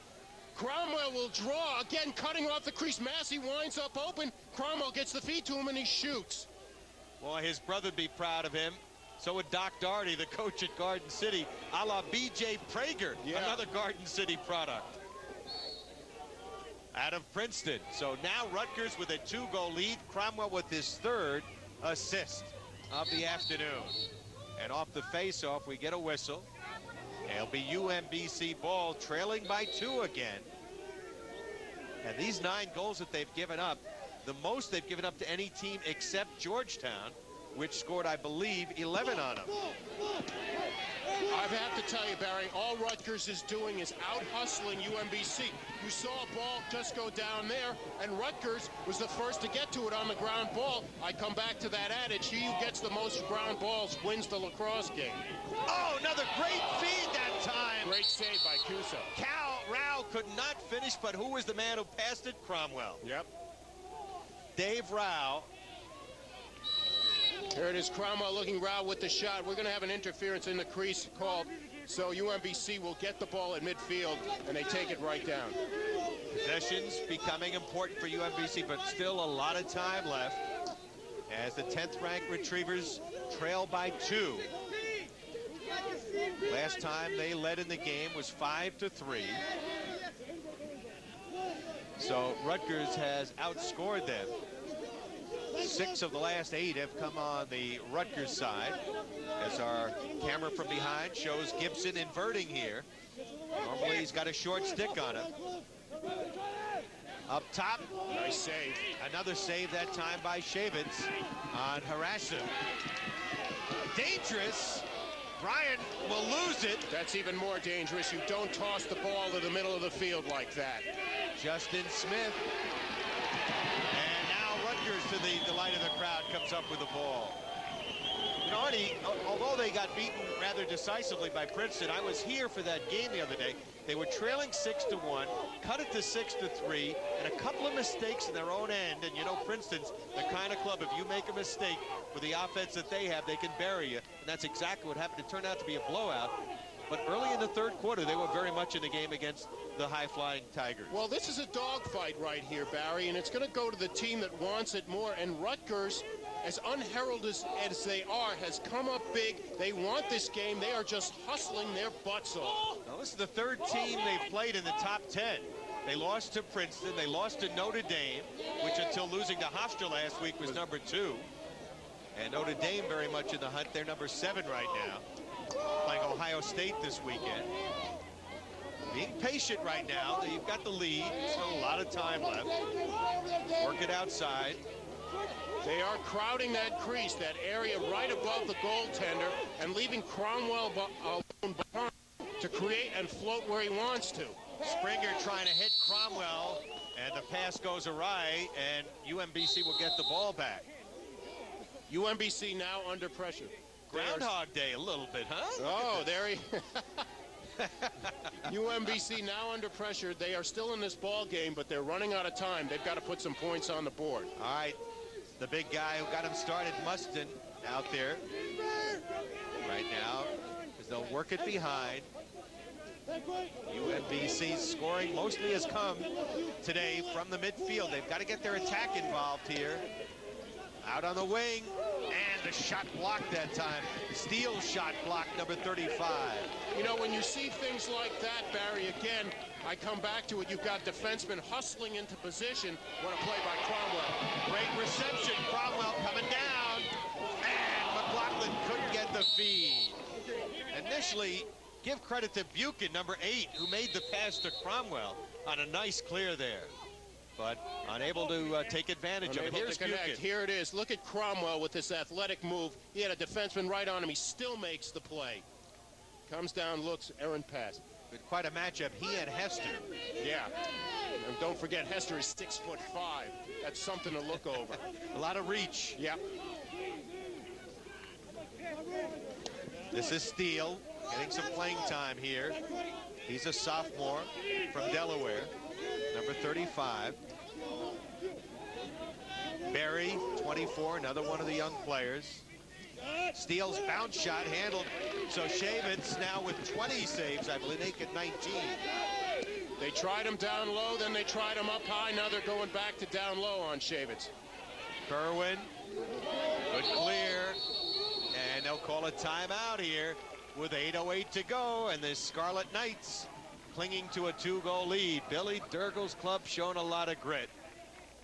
He wants to get a set play in here. He wants to put something on the board. Time out of the field will return in just a moment. Rutgers leads by 2.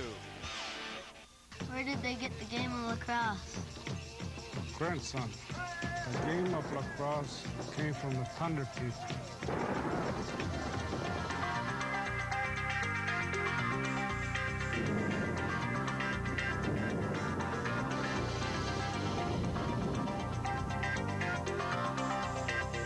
Put your opponent out of commission with the Mission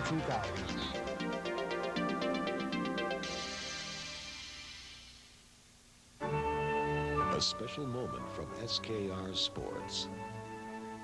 Their first lacrosse stick. Their first set of lacrosse equipment.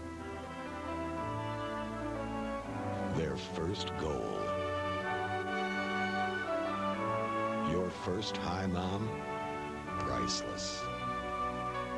SKR Sports, for all your lacrosse needs. Hey, lacrosse fans, hope you're enjoying the day. The Groundhogs enjoying the day. We got great lacrosse here today and more coming your way in May 26th to the 28th right here at Rutgers. The big stadium as the Division I semifinals and the D3 championship game will be played. A lot going on here. And don't miss all the great week of lacrosse. For tickets, you can call 866-445-GO-RU. That's 866-445-GO-RU. Barry, taking a look at ground balls here, you see Rutgers, it's almost even. UMBC 30, Rutgers 28. Rutgers coming up with significant amount of ground balls when you would expect ground balls to really be dominated by UMBC. That's what's kept them in this ball game. Here's Nicky Schmidt backing it out. Rutgers with 8 minutes to go, leading by 2. Trying to even their record at 3-3 and even their ECAC record at 1-1. Their loss came to Navy 11-9. Rao. Nice feed, but still stays in ground on the grass. Those AstroTurf fields, that ball would have probably rolled out of bounds, Arnie. Yeah, well, as a player, you much prefer to play on grass. It really helps your body. You don't, it's punishing to play on AstroTurf. McLaughlin, Cromwell, off on the wing. Nicky Schmidt Draws Wotek, the big pole. Wotek is very good. Hasn't been able to take the ball away from Schmidt very much today, though. Wotek had a great game against Penn State last week. A lot of ground balls. They're looking to get something going here. They want to get Cromwell cut into the middle. McLaughlin got a pick from Cromwell. Schmidt will chase it down. Takes a shot, save made by Cusa. Fighting for position. Mustin pushing there. Let's see if they're going to call it the other way. Mustin was battling there, number 39, for possession. Going to call a push on him. Yeah, loose ball push. McLaughlin will put it back in play. McLaughlin out of that fine West Jenny program in upstate New York. Oh, that's a great program. Folks in New York State know how well they've been battling with Ward Melville over the years for the large school championships. Up top to Duca. Open is Rao. Scores! Cromwell, boy, I gotta tell you, what vision. This guy is smart. Wow. Cromwell. Second goal of the game, 5th assist for Cromwell. Talk about the all-around player this guy is. Cromwell just showing patience, finds Rao in the open slot. Rao just lets go and beats Cusa. Again, Rao from the other angle lets it go. Cusa was still looking at Cromwell. They're expecting big plays out of Cromwell to move with the ball. He finds the open man. Well, one of the captains of this team, Rao, comes up with the goal, only his second of the year. A guy known for great desire. And right now, UMBC in a hole. They need something quick. He came up with a loose ball, but fired wide by Gibson. They had backup, and they'll retain possession. Biggest lead of the game for either club right now. Rutgers by 3. This is the time for UMBC to find their game again. There's 6 minutes left. They're only 3 goals down. It is an opportunity for them to come back. They have to find their rhythm. They got to do it a little quickly, but they got to find the kind of rhythm that's put them in the position they are. Their attack, Smith and Hahn, have really been kept in check along with Harrison. So they've got to find a go-to guy here to get him back in. And there, I'll tell you, Shavitz has played a terrific game, but another unforced error. This time, it was Shiley making a poor pass. And now they'll try to get it back. UMBC has scored 1 goal in 25 minutes of this second half. Now you see there, that was a good lacrosse hit. Straight up, just putting a man down. Rutgers coming up with the ball, out hustling UMBC. Here's Springer. And they lost it. Shiley looking to get some transition going. Got it to the big stick. Wotek off on the wing. Oh, and another big save. That time on the close-in opportunity. Taken by Gibson. Big save, but a big mistake just trying to get the ball out quickly. He immediately turns it over to UMBC, puts him back on defense again. It was actually Josh Hahn who was denied moments ago, not Gibson. 21 saves for Dan Shavitz. He had 19 against Notre Dame, 17 against Princeton, 17 in the win over Delaware. Gibson misses the net. Here's Hahn coming around up top. Shiley lost it. Harass him trying to get it. 16. Brian, number 7 over there. It'll still be UMBC ball, but time is starting to be a factor. 4:20 to go. They trail by 3, Arnie. You know, Barry, I can't say it enough. Rutgers, just pure hustle has kept them and given them the lead in this ball game. Ball check. Hahn lost it. I think Rutgers has wanted it more, Arnie, here in the second half. They're winning the little battles. They're going to win this one as Brian will get it back to Shavitz, who's been quite a performer today. Now is the time when they can afford to slow things down a little bit. They don't have to go with that run and gun style. Just clear the ball, get it upfield. They're not going to clear it in 10 seconds. That's why you have to clear the ball in lacrosse in 10 seconds, get into the offensive zone. Ball gets turned over to UMBC. Every possession now becomes even more critical for UMBC, trailing by 3. And that time, denied was harassing from outside. Shavitz just coming up big for Rutgers. 22 saves. good clear. And Rutgers can take some time off the clock. Be patient right here for the Scarlet Knights. Well, you want to put the ball in your good stick handlers. That means you want to get it to Cromwell, Massey, or McLaughlin. Any one of these three guys on attack, they've had a big day. Yeah, Rutgers has surprised UMBC. We saw the graphic a moment ago.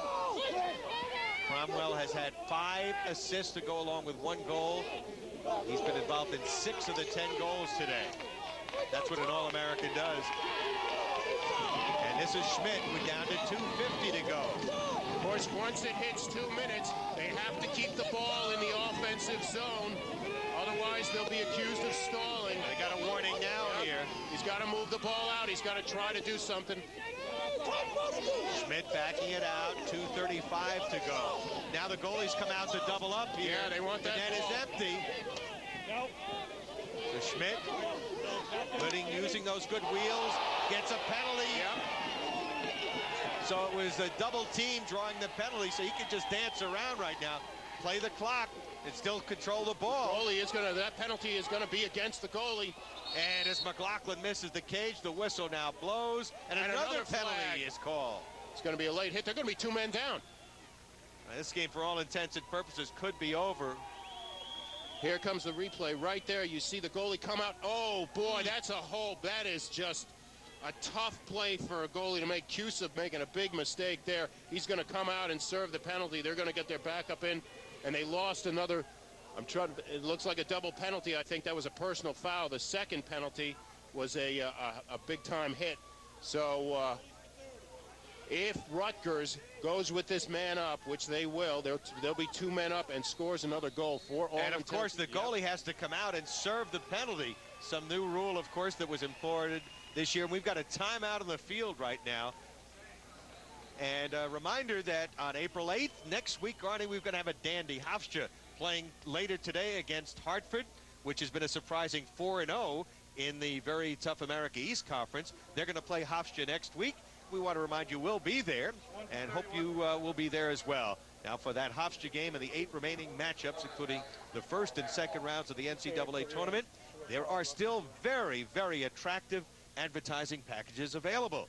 You can call Landers Sports Productions at 631-499-0742. That's 631-499-0742. You want to advertise on these great games seen all around the country by more than 20 million homes.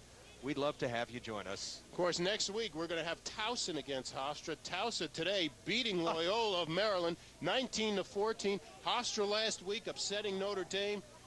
It's quite I mean, I'm losing. My voice is going all over the place. This lacrosse season this year has just been up and down. You've seen it because after today, the polls are going to change again. Yeah, Georgetown could go to #1. There's our upcoming schedule. We'll have that great Georgetown team and Against Dave Urick's Hobart. club against Hobart. That's an Princeton old rivalry. and Cornell, probably, perhaps for the Ivy League championship. Harvard knocked off Duke today. When's the last time the Dukes lost to an Ivy League team? That's a big-time loss for Duke. Duke lost to Bucknell early in this year. They're struggling.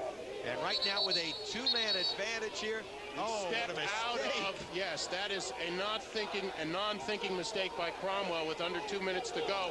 He steps out of the offensive box, gives the ball over to UMBC, and they'll just cheap it with an errant pass. Now that will roll out of bounds, so the 2 seconds elapse off the 2-man advantage.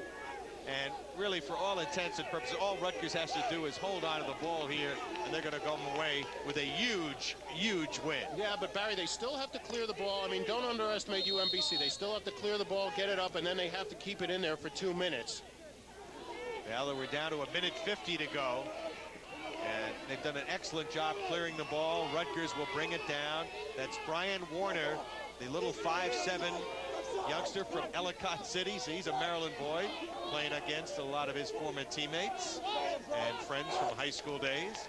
Now Rutgers, Mike McLaughlin to Cromwell.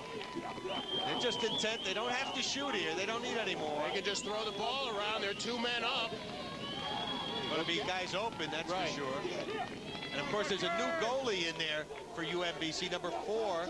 Actually, it's Matt Hall, the former goalie, who's been a defender. Right, they this switched year. him to defense this year. So we're down to 1:05 to go. And Billy Durgle's club, which beat Delaware earlier to open the season, was 2-0 on their way to their first ECAC win against the number 10 ranked Retrievers.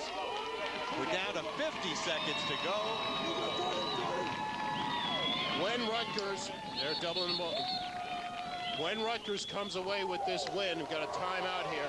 When Rutgers comes away with this win, Barry, it's going to put them on the map this year lacrosse-wise. No question about it. Rutgers, they've got a big game coming up. We'll take a look at their upcoming schedule in a moment. Take a look at the poll. Next week they'll play at Albany, then it's Stony Brook, then it's Syracuse on the 14th. Look at the poll. Maryland has lost today, folks. To Virginia, that's going to change. 7-2. Syracuse, at last report, was winning rather big over Brown. Georgetown plays tomorrow against Navy. Princeton won today. They beat Yale 13-4. Hopkins plays, I believe, against North Carolina. Hopkins played North Carolina, I beg your pardon. 12-4, yeah. Massachusetts edged 10-9 in their victory today over a very strong Penn State team. Virginia's obviously going to move up because they beat Maryland. Notre Dame plays Ohio State. Loyola lost today, so and UMBC is on the way to losing. I mean, I'd say that looking at Georgetown, I mean, depending on strength of schedule and everything that kind of factors into this, we're wondering, Georgetown has a possibility of being number one. That would be the 4th or 5th team that's been number one. But don't quote me on that. It's like the kiss of death. Yep. Dick Adele's club, which had been doing so well, stunned today. Only 2 goals. I can't believe that. I can't believe that Combs and company were held to 2 goals. Doubling the ball. Well, what 2 great wins for Virginia. Last week against Hopkins, and this week, of course, against Maryland. So here they go now. This is Justin Smith. 24 seconds to go. It's now 1 man back. It's 6 against 5. Up now to Mustin, and that one knocked down. Give another save to the goalie. Time running down, 10 seconds to go. Teams are all even. UMBC with the ball. So UMBC will suffer their second defeat as it's over. And the Rutgers Scarlet Knights, showing a lot of grit, have shown they are on the lacrosse map, folks. This very storied program is on its way back. Barry, you have to congratulate Coach Bill Durgle. There he is. He really was psyched for this game. He was prepared for it. He keeps saying this team has a lot of heart. That's the story. Rutgers wins it 10-7. And you're watching some exciting NCAA lacrosse. We'll be right back. I love living on the edge. Keep them in your collection. They're the kind of thing you want to take out